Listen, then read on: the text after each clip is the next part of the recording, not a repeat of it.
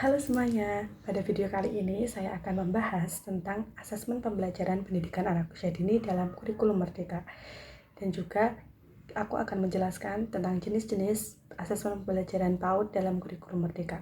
Tapi ada satu hal penting yang sering kali dipertanyakan, yaitu kenapa wawancara tidak secara eksplisit tercantum dalam kurikulum Merdeka, padahal wawancara itu penting. Dalam kurikulum Merdeka, asesmen pembelajaran PAUD tidak hanya berorientasi pada hasil akhir saja, melainkan pada proses perkembangan anak.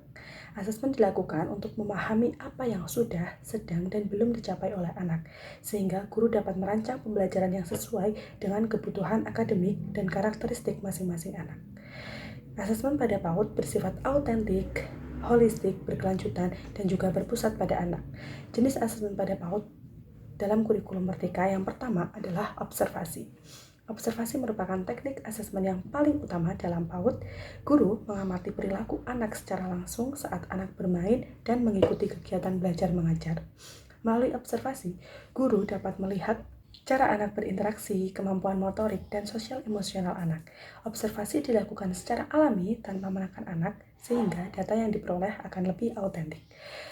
Asesmen yang kedua yaitu checklist atau daftar cek. Checklist digunakan untuk mencatat ketercapaian indikator perkembangan anak. Guru cukup memberi tanda pada indikator yang sudah atau belum muncul. Checklist membantu guru dalam memantau perkembangan anak secara sistematis, melihat kemajuan anak dari waktu ke waktu, dan menjadi dasar dalam pelaporan perkembangan. Namun, checklist biasanya masih perlu didukung asesmen yang lain agar tidak terlihat terlalu kaku. Kemudian, asesmen yang ketiga adalah catatan anekdot. Catatan anekdot berisi peristiwa penting atau perilaku khas anak yang muncul secara spontan dan bermakna. Contohnya, ketika anak menunjukkan empati kepada temannya, anak berhasil mengendalikan emosinya, dan ketika anak mencoba menyelesaikan masalahnya sendiri. Anekdot membantu guru memahami perkembangan sosial, emosional, dan karakter anak secara lebih mendalam. Kemudian asesmen yang keempat yaitu portofolio. Portofolio adalah kumpulan hasil karya anak seperti gambar, kolase, lembar kerja, dan dokumentasi aktivitas.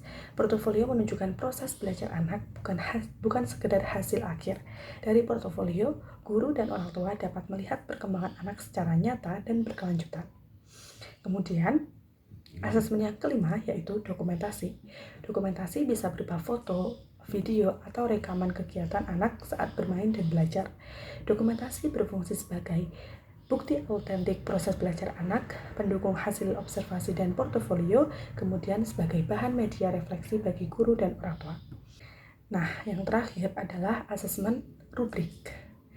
Rubrik ini digunakan untuk menilai proses dan kualitas pencapaian anak berdasarkan kriteria tertentu. Dalam PAUD, rubrik tidak bersifat menghakimi, tetapi membantu guru dalam menilai tahapan perkembangan anak, memberikan gambaran tingkat pencapaian, dan juga menyusun tindak lanjut dalam pembelajaran. Di sini saya sudah menyertakan gambar rubrik dengan aktivitas menjiplak. Untuk indikatornya sendiri saya cantumkan 10 indikator. Yang pertama ada cara memegang pensil dengan benar, fokus memperhatikan contoh pola, mengikuti garis pola, tekanan pensil saat menjiplak, kerapihan hasil jiplakan, kemampuan mengontrol gerak tangan, kesabaran dalam menggambar mengikuti pola, dan lain sebagainya.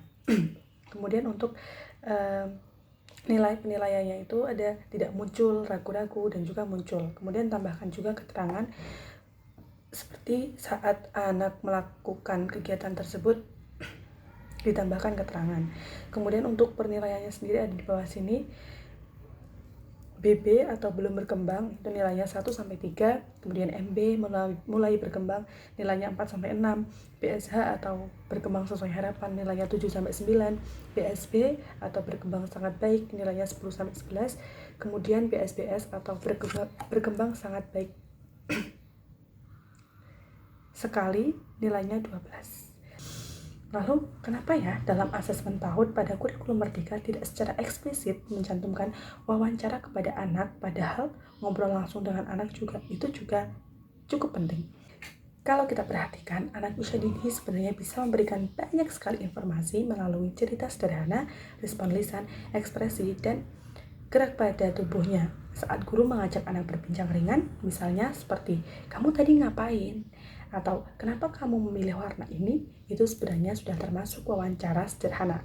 Namun, dalam kurikulum Merdeka pendidikan anak usia dini, wawancara kepada anak-anak tidak dituliskan secara eksplisit karena pendekatan asesmennya menekankan pada bermain, observasi alami, dan juga interaksi yang tidak formal. Istilah wawancara seringkali dianggap terlalu formal dan berpotensi memberi tekanan pada anak, sehingga kurikulum Merdeka lebih memilih istilah seperti observasi, anekdot, dokumentasi yang di dalam praktiknya sudah memuat unsur wawancara secara implisit.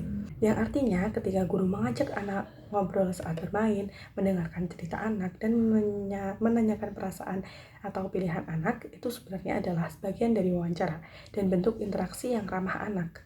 Jadi bukan berarti wawancara kepada anak itu tidak boleh atau tidak penting, justru sebaliknya. Wawancara sangat penting asalkan dilakukan dengan santai, tidak menginterogasi, dan mengikuti alur bermain anak. Dengan demikian, wawancara kepada anak dalam PAUD lebih tepat dipahami sebagai bagian dari observasi dan catatan anekdot, bukan sebagai instrumen terpisah. Kita bisa menyimpulkan bahwa asesmen PAUD dalam kurikulum Merdeka sebenarnya sangat kaya, hanya saja istilah yang digunakan disesuaikan dengan prinsip ramah anak. Wawancara kepada anak tetap ada, hanya saja bentuknya berubah menjadi percakapan alami dalam proses bermain dan belajar. Sekian yang dapat saya sampaikan. Terima kasih.